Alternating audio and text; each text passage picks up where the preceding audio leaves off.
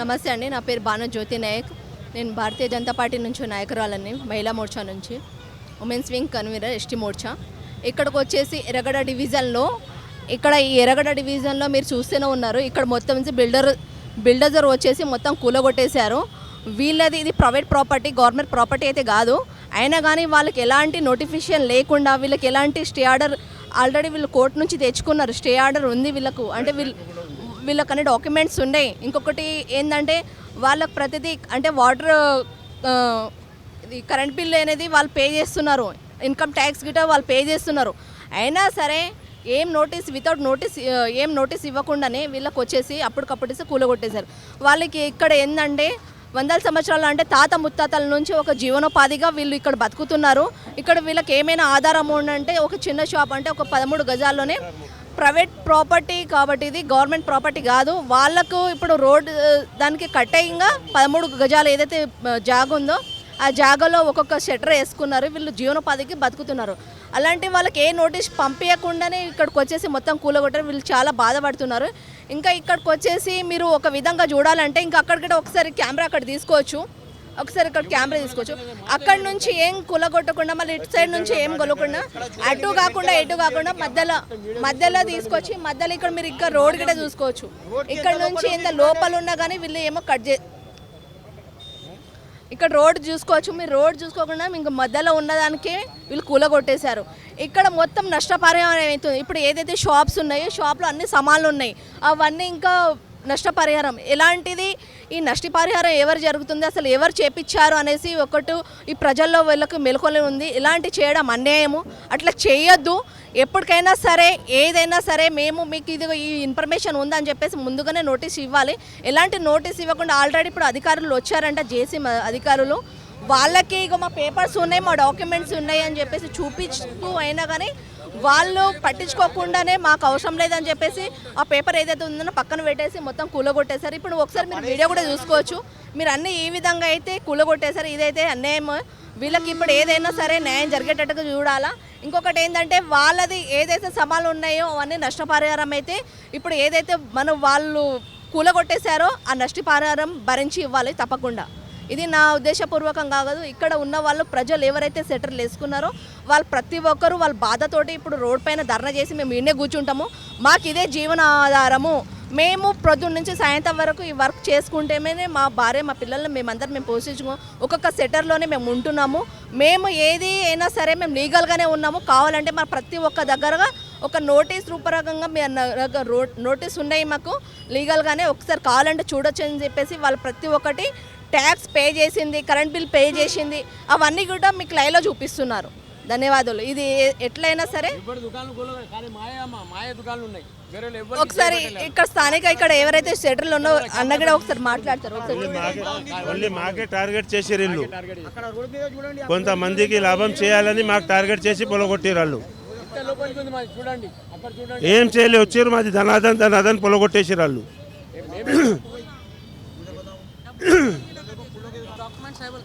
हमारे पास నా దగ్గర డాక్యుమెంట్ ఉన్న తర్వాత కూడా వితౌట్ పర్మిషన్ లాగా వచ్చి మా షాప్లన్నీ కూలగొట్టారు సార్. ఇది ఏం పద్ధతి? ఇది బ్రిటిష్ వాళ్ళు కూడా చేయాలి ఇట్లా హీనంగా డబ్బులు తినేసి ఈ పద్ధతి చేయాలి. మంచి పద్ధతి కాదు ఇది. మాకు రిజిస్ట్రేషన్ ఉంది 100 సంవత్సరాల నుండి, మాది ఇప్పటిది కాదు. అది ఎవరో పైసలు తినేసి ఈ పనులు చేస్తే ఇది మంచిది కాదు. ఇది ఇప్పుడు పోయి మేము మున్సిపల్ ఆఫీస్కి పోయేసినాము, అక్కడ ఎవరు లేరు. అక్కడ వాళ్ళు లీవ్లో ఉన్నా మళ్ళీ ఈయన వచ్చేసి కూలగొట్టే కారణం ఏంటిది? ఇది ఏం పద్ధతి? ఈ పద్ధతి మంచిది కాదు. ఇది ఇష్టరాజ్యంగా వాళ్ళు చేస్తే అక్కడ ఈ గవర్నమెంట్ ఉందా లేదా? ఈ గవర్నమెంట్కి ఏమనుకోవాలి మేము? డబ్బులు తిని పనిచేసే గవర్నమెంటా? ఏం గవర్నమెంట్ ఇది? ఎవరికి మోసం చేస్తారు? మేము అగుపై చేస్తే మాకు చర్య తీసుకోండి, మా పైన మీ ఇష్టం వచ్చినట్టు తీసుకోండి, ఓకే, దానికి మేము అగ్రి ఉన్నాం. అనవసరంగా మా షాపులన్నీ కూలగొట్టేసి మీకు ఏం దొరికింది? వచ్చి వెళ్ళిపోయినారు వాళ్ళు. అక్కడ పోతే లేరు. మళ్ళీ ఇది ఏం పద్ధతి? ఇది టౌన్ ప్లానింగ్ పోతే అక్కడ కూడా ఎవరు లేరు, అక్కడ లీవ్ మీదే ఉన్నారంట. వీళ్ళు వచ్చి ఎవరు పర్మిషన్ ఇచ్చినారు? ఎవరు పర్మిషన్ మీద వచ్చి మీరు కూలగొట్టిరు? ఏం కారణం? ఇప్పుడు మా మొత్తం సరుకు అంతా డ్యామేజ్ అయిపోయింది, మా షట్టర్ మా ప్రాపర్టీ మొత్తానికి ఇది అయిపోయింది. ఇది ఏం పద్ధతి? ఇది ఈ పద్ధతి మంచిది కాదు సార్. ఇది వాళ్ళకి చాలా ఇబ్బంది అవుతుంది. ఇది మేము అగుపై చేస్తే మా మీద యాక్షన్ తీసుకోండి, దానికి మేము ఒప్పుకుంటాం. అనవసరంగా మాకు ఇప్పుడు సరుకు అంతా డ్యామేజ్ అయిపోయింది, మా ప్రాపర్టీ పోయింది. ఇది ఎవరు చెప్పారు వాళ్ళకు? మా దగ్గర టౌన్ ప్లానింగ్ ఉంది ఆల్రెడీ, అన్ని కోర్టు నుంచి మా దగ్గర డాక్యుమెంట్స్ ఉన్నాయి. అసలు ఏం చూస్తారా? ట్యాక్స్ కూడా పేడ్ ఉంది. ఇక ఇప్పుడే చూపిస్తాను, ట్యాక్స్ కట్టింది కూడా చూపిస్తా. పక్కడికి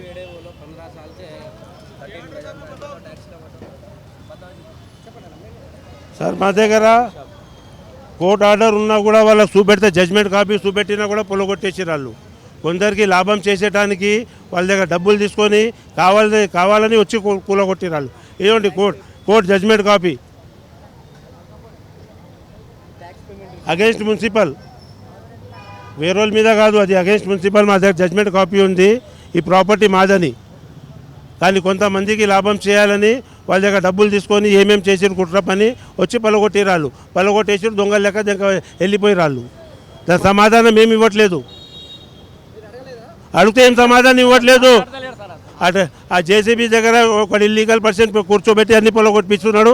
ఈయన చూస్తూ ఉన్నాడు మున్సిపల్ ఆఫీసరు. అప్పుడే షాప్లోనే ఉన్నాం, షాప్ ఓపెన్నే ఉంది. పోలీసు వాళ్ళు కూడా మాకే జరుపుతున్నారు కానీ ఆయన ఆఫీసర్ ఆపమంటే కూడా ఆపుతలేడు. ఆయన జేసీపీ ఆయన పులగొడుతూనే ఉన్నాడు. ఆయన మేము చూపెట్టినా కూడా ఆయన చూస్తలేడు. మా జడ్జ్మెంట్ కాపీ ఇదివ్వండి, కోర్టు నుంచి జడ్జ్మెంట్ ఉంది మొత్తము. ఈ ప్రాపర్టీ మాది, ఎవరు ఇంటర్ఫియర్ చేయొద్దని. గవర్నమెంట్ పర్సన్ ప్రైవేట్ పర్సన్ ఎన్ని పర్సన్ ఇంటర్ఫియర్ చేయొద్దని కోర్టుని నెగ్లెక్ట్ చేసి పోతే ఇంకెవరికి ఇస్తారు మీరు? ఏం గవర్నమెంట్ ఉంది ఇది? హైకోర్టు ఆర్డర్ ఉన్నా కూడా మీకు అసలు మీకు తోస్తలేదు. హైకోర్టుకి కూడా మీరు ఒక ఇంటికే మాదిరిగా తీసి పట్టేస్తున్నారు మీరు. మరి ఇంకెవరు కావాలి వీళ్ళకు? హైకోర్టు తప్ప ఇంకెవరు కావాలా? హైకోర్టు ఆర్డర్ కూడా లేకపోతే ఇంకే ఆర్డర్ తీసుకోవాలా? సార్ మేము 300 గజాలు 400 గజాలు భూమి ఇచ్చి ఉన్నాము గవర్నమెంట్కి. ఏం కావాలా? एसएसआर मूर्ति है, चाचा को दे बात कर, चाचा एसएसआर मूर्ति से बात कर. జూమ్ చూడ చూస్తున్నారా? ప్రాపర్టీ ట్యాక్స్ కదా ఇది. ఇంకా కరెంట్ బిల్ ఉన్నది, చాలా ఉన్నాయి. ఇంకా షాప్ లైసెన్స్ ఉన్నాయి, మున్సిపల్ లైసెన్స్ ఉన్నాయి. 80 సంవత్సరాల నుంచి ఉన్నాం ఇక్కడ. చూస్తున్నారు. మేము ఇవ్వకపోతే ఈ పొద్దు కూడా మీ రోడ్ వెండింగ్ అవుతుండేనా? మీరు నడుస్తుండేనా ఈ దారిలో? ఇది అన్యాయం సార్, ఇది చాలా అన్యాయం, ఇది చాలా ఘోరంగా ఉంది. ఇది అయితే దీనికి గవర్నమెంట్ ఏం చేస్తుందో మాకైతే తెలియదు. కానీ అంతా ఇచ్చేసినాక ఖాళీ మాకు 13 గజాలు వెనకకు మిగిలిన తర్వాత దాంట్లో బిజినెస్ చేసుకుంటారు కూడా కళ్ళల్లో మంటలు వేస్తున్నాయి. ఇక్కడ ఎవరికైనా అభ్యంతరం ఉందా? 100 గజాలు ఇచ్చేసినాం. ఇక్కడ 100 గజాలు చేయమని పబ్లిక్ చేయమని రోడ్కి ఇచ్చేసిన తర్వాత మా బిజినెస్ ఏదో మేము చేసుకుంటున్నాము. ఇది జిహెచ్ఎంసీది కదా, ఇది హైకోర్టుది కదా, ఓ ట్యాక్స్ పేపర్దే.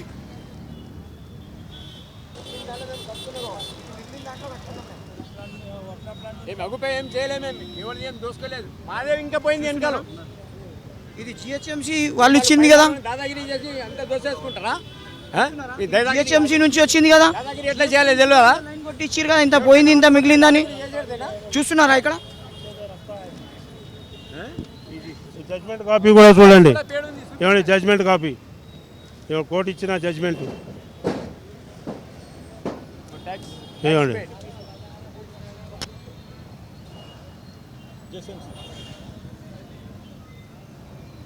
13 గజాలన్నర మిగిలింది మాకు. రోడ్ వెండింగ్ పోగా 98 గజాల్లో 13.5 గజాలు మిగిలిన తర్వాత 13 గజాల్లో 2 చిన్న షటర్లు వేసుకున్నాము. 3 ఫీట్ ఇట్లా, ఫీట్నర ఇట్లా వేసుకొని మేము మా బతుకు తెరువు ఇక్కడే ఉంది. 4 కుటుంబాలు బతుకుతాయి దీని మీద. చెప్పా పెట్టకుండా జిహెచ్ఎంసీ వాళ్ళు వచ్చేసిరు. కోర్టులో ఆల్రెడీ కోర్టు నుంచి స్టే ఉంది మా దగ్గర. వితౌట్ ఇన్ఫర్మేషన్ వచ్చి కూలగొట్టిరు. ఇది 120 years ఓల్డ్ ప్రాపర్టీ ఉంది. దీనికి సంబంధించిన లింక్ డాక్యుమెంట్స్ గిట్ట అన్నీ ఉన్నాయి మా దగ్గర. తాత ముత్తాల కాడి నుంచి ప్రాపర్టీ ఉంది. ఇది 98 గజాల్లో మిగిలింది కొంచెం 49 ఫీట్లు ఉండే. ఇది దాంట్లో 40 ఫీట్లు పోయింది, మిగిలిన 9 ఫీట్లు ఉన్నది. మా ప్రకారంగా 13 గజాలు ఉన్నది. 13 గజాలు మిగిలిన దానికి కూడా ఇప్పుడు వచ్చేసి డైరెక్ట్గా చెప్పా పెట్టకుండా కూల్చేసిరు. దీనికి పరిష్కారం ఏంది?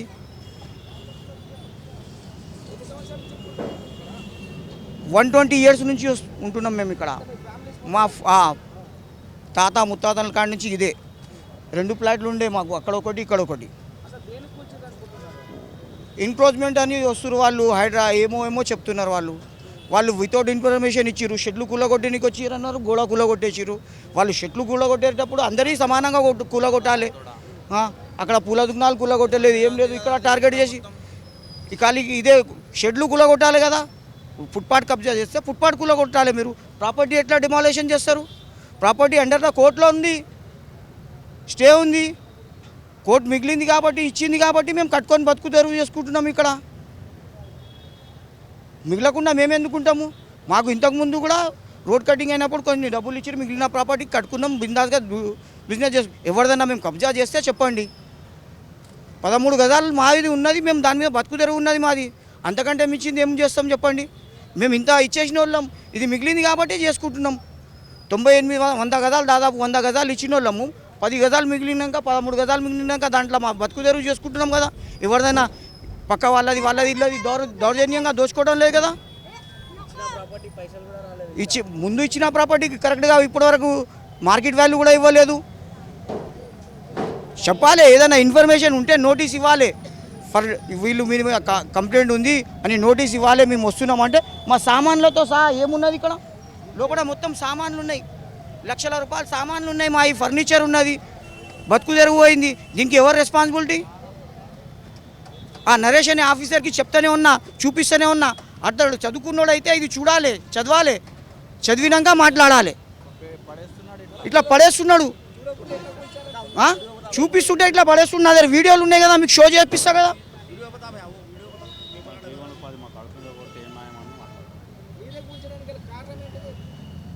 అది మాకు తెలియదు, ఎవరు టార్గెట్ ఎవరు దాంట్లో లోబడి చేస్తున్నారైనా నాకు తెలియదు. ఎవరికో లోబడి చేస్తున్నాడు, పేరు చెప్పడం ముఖ్యం కాదు. డ్యూటీ అంటే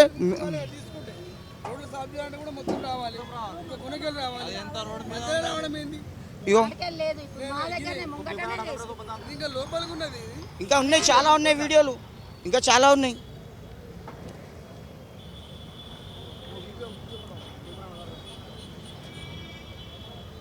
పేపర్లు ఇస్తుంటే పడేస్తున్నారు వాళ్ళు.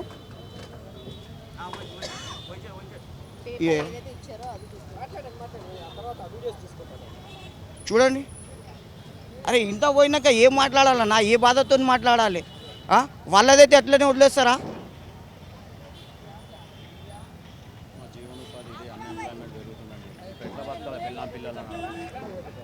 నలుగురు ఫ్యామిలీలు బతుకుతున్నాయి ఈ 2 మడిగల మీద. 4 ఫ్యామిలీలు ఉన్నాయి ఒక మడిగ మీద. మా బతుకు తెరువు ఉన్నది ఇది. మాకు ఇప్పుడు ఏది ఆధారం ఏంది? దాని మీద ఫైనాన్స్లు ఉన్నాయి, లోన్లు ఉన్నాయి. ఎవడన్నా లోన్ ఇచ్చేటోడు కూడా ఓన్ ప్రాపర్టీ అని లోన్ ఇచ్చిండు. ఇది తీసుకొని అక్కడ మెంటల్ హాస్పిటల్లో ఇస్తా అన్నారు, మెంటల్ హాస్పిటల్లో ఇవ్వలేదు, ఏమి ఇవ్వలేదు. ఉన్న తీసేసిరు మొత్తం ఇగో మొత్తం. ఇంకా అక్కడ అనుకుంది ఆ జాగా మొత్తం. ఇంకా మాకేమో పెట్టనీయలేరు, వాళ్ళేమో పెట్టుకొని బతుకుతున్నారు.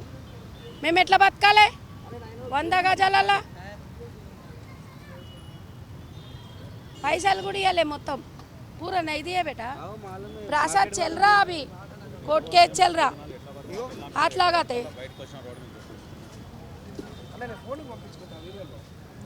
ऐसा नहीं होता ना ఇప్పుడు మా దారి ఎట్లా మా పరిష్కారం చెప్పాలి చెప్పలేరు ఏం చెప్పలేరు ఇంత బజాయి జీవన 10:30-11 గంటలకు వచ్చారంట వచ్చి కుల్లగొడతానే ఉన్నారు కరెంటు వైర్లు పడతాయని ఎవరు పానానికి వాళ్ళకి భయం కదా జరిగిపోమా అందరు మొత్తం సామాన్ చూడండి ఎంత ఉంది సామాన్ షార్ట్లో రావా వైర్లు పడతాయి వాళ్ళు ఎట్లా కూడా పడతారు మేము మనుషులంగా మొత్తం పూజా సామాన్ ఎంత ఈ టేబుల్ మంచాలు అన్నీ ఉన్నాయి అలా మొత్తం ఉంటాయి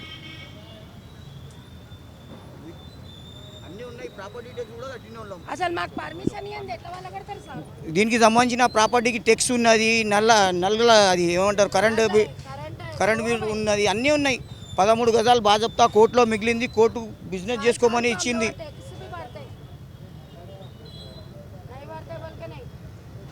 ఆఫీసర్ ఫస్ట్ అయితే మా బాధ అయితే వినాలి కదా మీ దగ్గర ఏమున్నా ఇంత ధైర్యంగా కూర్చున్నారని అడగాలి కదా అడగకుండానే వచ్చేసి బుల్డోజర్ పెట్టేసి ఏంది ఇది ఇప్పుడు కంటెంప్ట్ టు ద కోర్టు అని మేము కోర్టులో కేసేస్తే ఆఫీసర్ ఉద్యోగం ఉంటుందా రెస్పాన్సిబుల్ ఆయన తీసుకుంటాడా కోర్టు అధికారాన్ని ధిక్కరిస్తున్నారు వాళ్ళు కోర్టు అధికారాన్ని ధిక్కరిస్తున్నారు ఎవరిని లోబడి చేస్తున్నారు నాకు తెలియదు అర్థమైందా ఎవరినో లోబడి చేస్తున్నారు. ఎందుకు?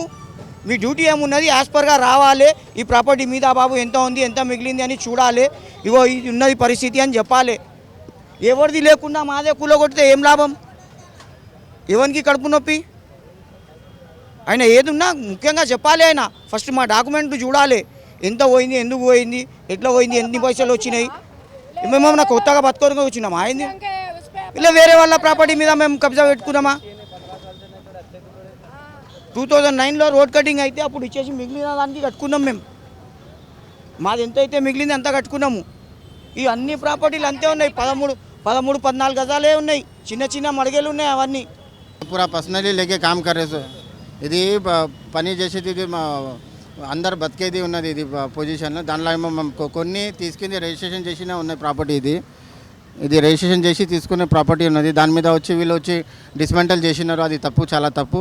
ఇది మా రేవంత్ రెడ్డి సార్ తోటి చాలా మన ఉదయపూర్వకంగా రిక్వెస్ట్ చేస్తున్నాం. దీనికి అందరు కడుపులకు కొట్టకన్నా ఇలాంటి పనులు చేస్తున్నారు. జిహెచ్ఎంసీ కమిషనర్కి కూడా రిక్వెస్ట్ ఉన్నది. దానికి ఎట్లా వచ్చింది దానికి సార్ట్అవుట్ చేయండి మా రిక్వెస్ట్ ఉన్నది సీఎం సార్ తోటి, ఇంకా జిహెచ్ఎంసీ కమిషనర్ మేయర్ తోటి, అందరితోటి మా రిక్వెస్ట్ ఉన్నది. ఇది చాలా అందరు బతికే పని, దాని మొత్తం లాస్ అయింది, చాలా లక్షల రూపాయలు లాస్ అయినది. ఇది మొత్తం ఈ టెనెంట్స్ ఉన్నారు మాది ఇక్కడ రండి.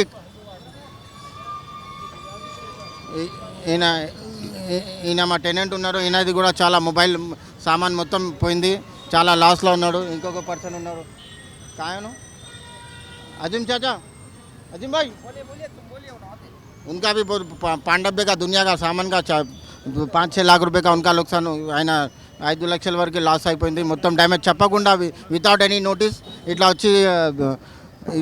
వచ్చి చేసినారు. తెలుగు మే బాత్ కరు. ఈయన ఒకటి పాపం, ఈయన ఒకటి హ్యాండిక్యాప్ పర్సన్. ఈయన సామాన్ అంతే లోపల ఉండిపోయింది. 3-4 లక్షల సామాన్ అక్కడే ఉంది, మొత్తం చెప్పకుండా మొత్తం పడేసిండ్రు. మొత్తం హ్యాండిక్యాప్ ఉంది, అక్కడే కష్టపడేటోళ్ళం కూర్చొని. మొత్తం ఏం చేయలే పడేసిండండి సామాన్ మొత్తం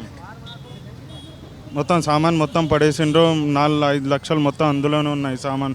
ఇంటిమేషన్ కూడా ఇవ్వలే, పడేసేటప్పుడు అయినా చెప్పాలి కదా, ఏం చెప్పలేదు. ఏం చాలు బాగా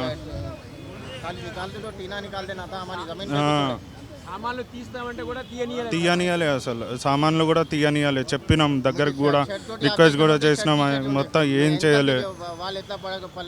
మొత్తం టీవీ, ఫ్రిడ్జ్ అన్నీ పగిలిపోయినాయి, లోపల అంతా లాస్ అయిపోయింది లోపల.